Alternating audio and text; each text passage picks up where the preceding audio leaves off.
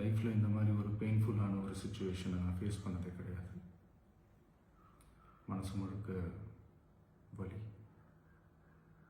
வலி மட்டும்தான்.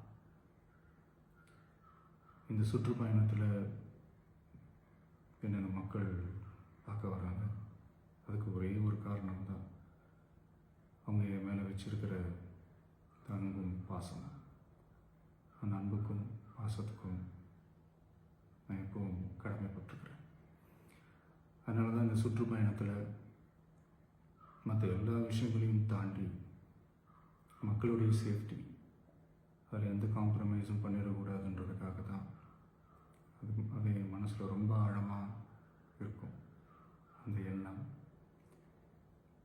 அதனால தான் இந்த அரசியல் காரணங்கள் எல்லாத்தையும் தவிர்த்துட்டு ஒதுக்கி வச்சுட்டு மக்களுடைய சேஃப்டி மட்டும் மைண்டில் வச்சுக்கிட்டு அதுக்கான இடங்களை சூஸ் பண்ணுறது, அதுக்கான இடங்களை பார்த்து பெர்மிஷன் கேட்குறது, போலீஸ் டிபார்ட்மெண்ட்டில் அதை ரிக்வெஸ்ட் பண்ணி கேட்போம்.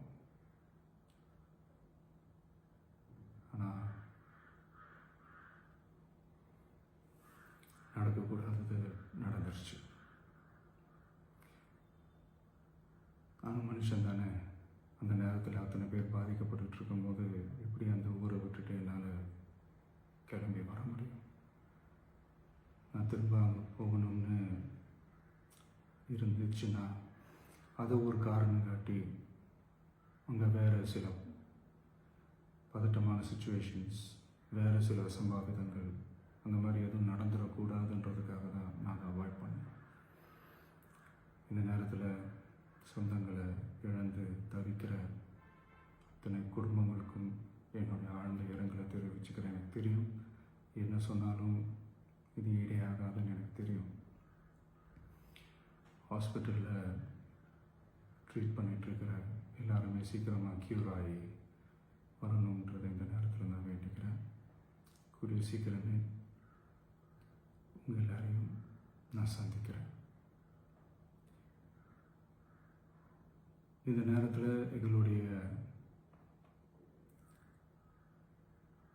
வலிகளை, எங்களுடைய நிலைமையை புரிஞ்சுக்கிட்டு எங்களுக்காக பேசின அரசியல் கட்சிகளை சார்ந்த நண்பர்கள், தலைவர்கள் அனைவருக்கும் என்னுடைய நன்றியை தெரிவிச்சுக்கிறேன். கிட்டத்தட்ட ஒரு 5 மாவட்டத்துக்கு பிரச்சாரத்துக்கு போனோம். இந்த மாதிரி எதுவுமே நடக்கல. ஆனால் கரூரில் மட்டும் ஏன் எப்படி நடக்குது, எப்படி நடக்குது? மக்களுக்கு எல்லா உண்மையும் தெரியும். மக்கள் எல்லாத்தையும் பார்த்துக்கிட்டு இருக்கிறாங்க.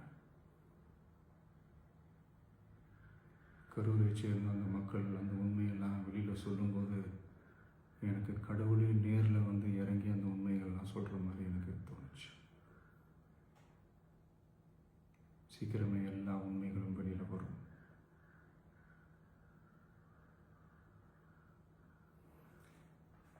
எங்களுக்கு தரப்பட்ட இடத்துல நாங்கள் போய் அந்த அந்த ஸ்பாட்டில் நின்று நாங்கள் பேசிட்டு வந்தோம். அதை தாண்டி எந்த தவறும் எங்கள் சைடில் நாங்கள் எதுவுமே செய்யலை. பட் இருந்தாலும் எங்கள் கட்சியை சேர்ந்த நிர்வாகிகள், தோழர்கள் மேலே எஃப்ஐஆர், அது மட்டும் இல்லை சோஷியல் மீடியாவை சேர்ந்த நண்பர்கள், தோழர்கள், அவங்க மேலே எஃப்ஐஆர்லாம் போட்டு இப்போ பிடிச்சிட்டு இருக்கிறாங்க.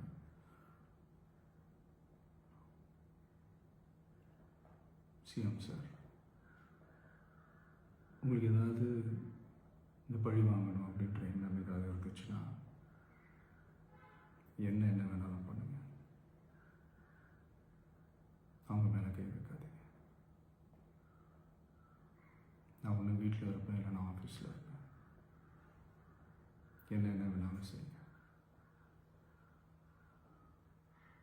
நண்பர்களே, தோழர்களே, நம்மளோட அரசியல் பயணம் இன்னும் ஸ்ட்ராங்காக, இன்னும் தைரியத்தோட